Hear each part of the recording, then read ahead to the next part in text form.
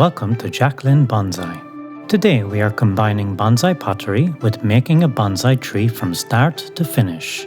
You will see the complete process for making a bonsai pot, including wedging, throwing the pot, trimming, making feet, and then glazing. Afterward, we will find a bonsai tree that needs to be repotted and give it a new home. So, if you're ready to learn bonsai from start to finish, this is the video for you. Let's get started. We will start with 1200 grams of pottery clay. It will need to be wedged and pounded into a ball before throwing. Look at how fast I am. Let's get the potter's wheel spinning and throw the clay onto it. I almost got it this time. First, we need to center the clay by coning up and down a few times.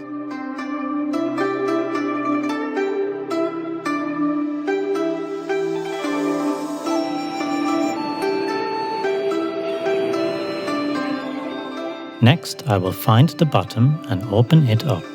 To do this correctly, I will need you to hit the subscribe and bell notification button.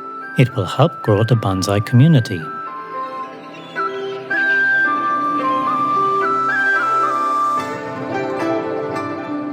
The next step is to compress the bottom of the pot. I am also making a gentle slope on the inside. This will stop water from pooling at the bottom. Efficient drainage will keep your bonsai tree healthy. Now it's time to pull the walls up. I'll start at the very bottom and push any excess clay back into the wall. Then I'll gently squeeze on both sides while pulling up the wall. Notice how the wobble is slowly moving up to the rim? I will trim that off after I remove slip from the outside of the pot.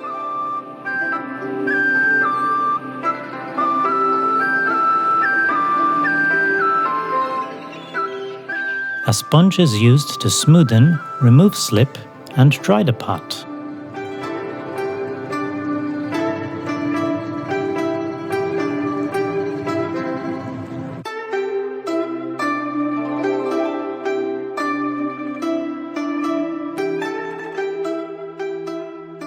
Please contain your excitement as I drop my towel.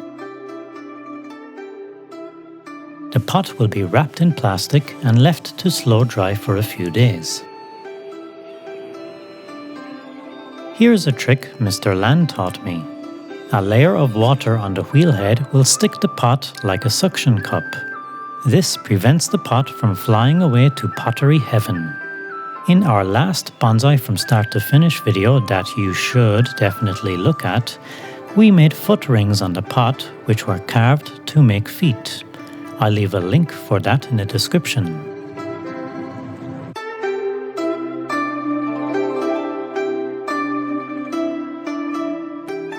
To prevent over-trimming, I gently push down to check the thickness. I find it's more accurate to make a hole to check, since there will be a drainage hole anyway.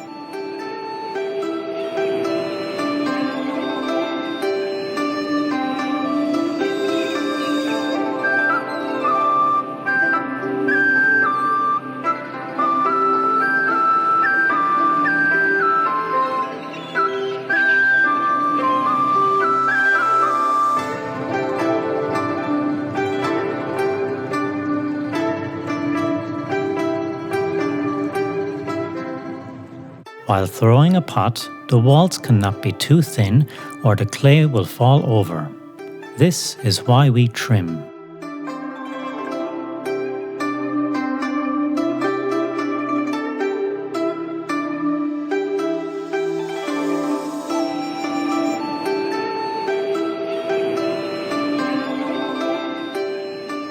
It's now time to carve the feet out of the foot ring.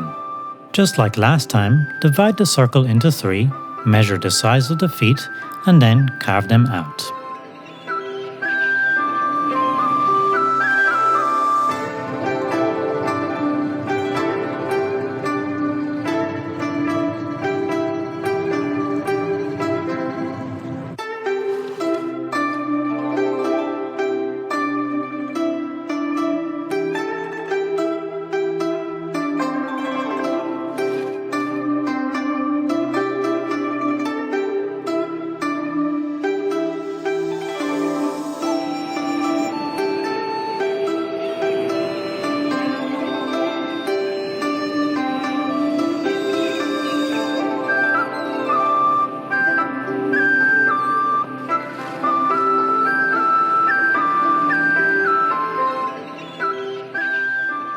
Gently sliding the blade across the surface makes the cut smoother. Immediately after smoothing, I begin using the danger chocolate. This is called slip painting and is for creating texture. Danger chocolate, or slip, comes from my reclaim bucket. It is wet leftover clay that was whipped using a hand mixer.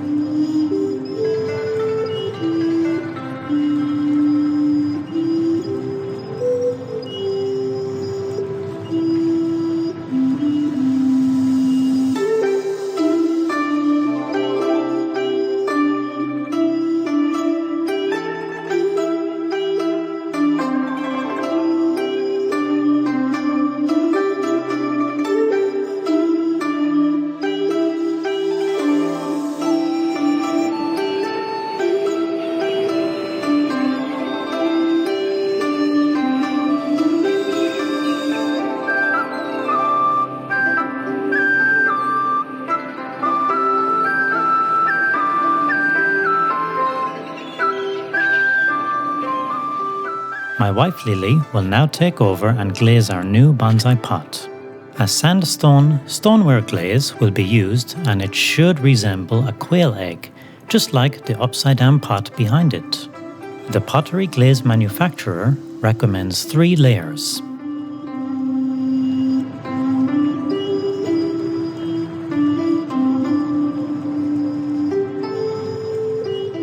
Three coats of glaze later, it is ready for firing.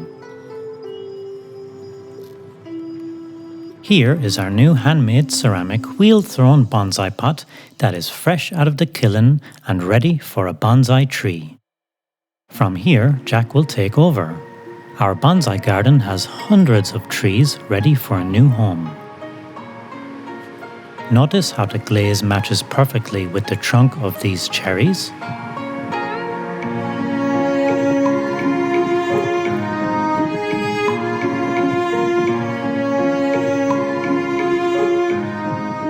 He has found a suitable match.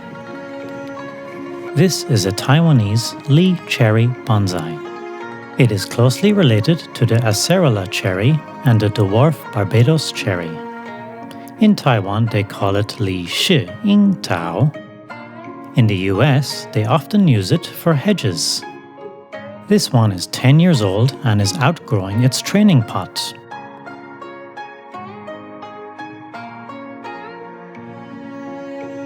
It has been growing in a potting soil mix.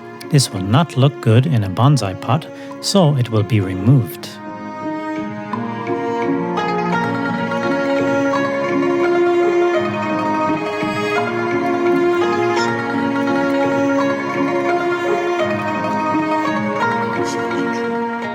Next, the roots will be pruned so it can fit into the pot. Typically, we would remove a third of the roots to be safe. But in this case, we might have to be more aggressive.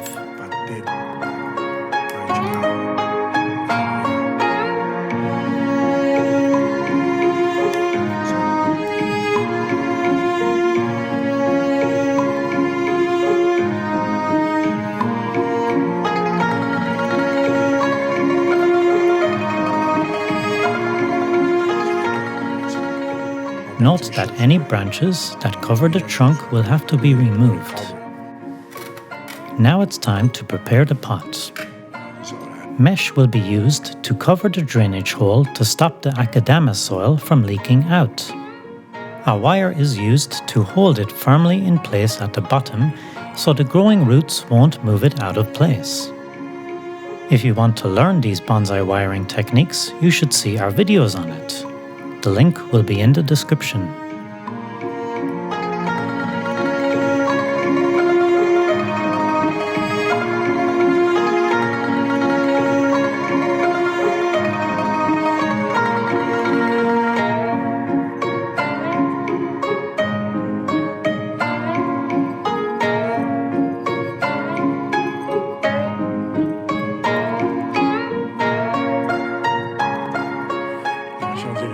The wires at the bottom should not cross over each other.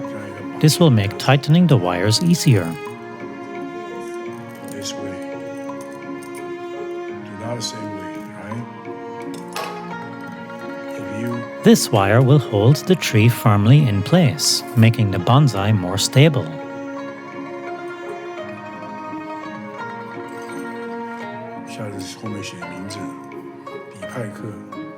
The front of the bonsai should be above one of the feet. This will further improve stability. The bottom layer of Akadama soil goes in to help set the height of the tree. It is best to have soil touching the roots from every side, including the bottom.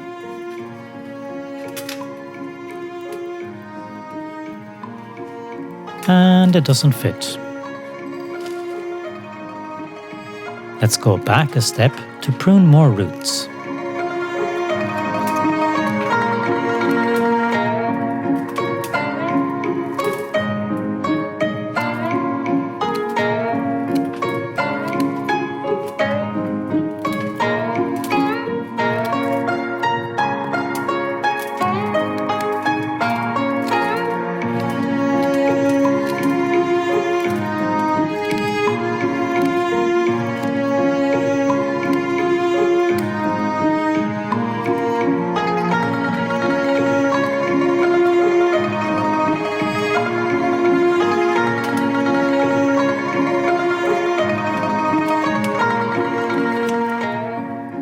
It seemed to have worked.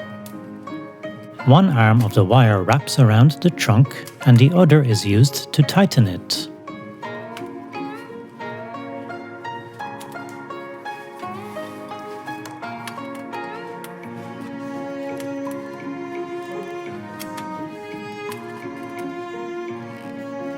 Time to do some pruning. Jack will remove a third of the branches, starting with the ones that cover the view of that beautiful trunk. Dead leaves and branches have to go too. Visualizing a triangle, Jack plans to have this one cascading downward.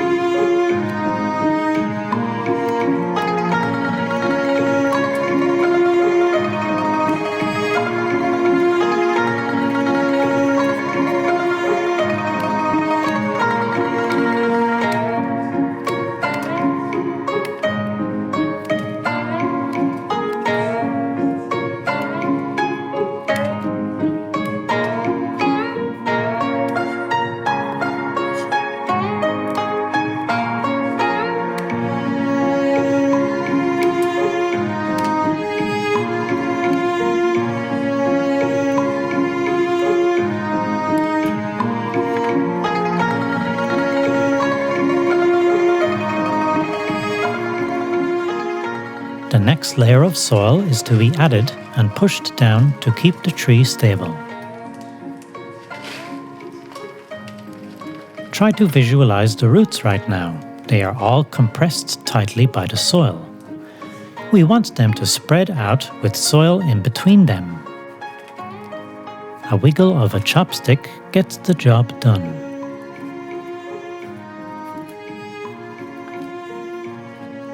Any other gaps are filled with smaller size Akadama soil.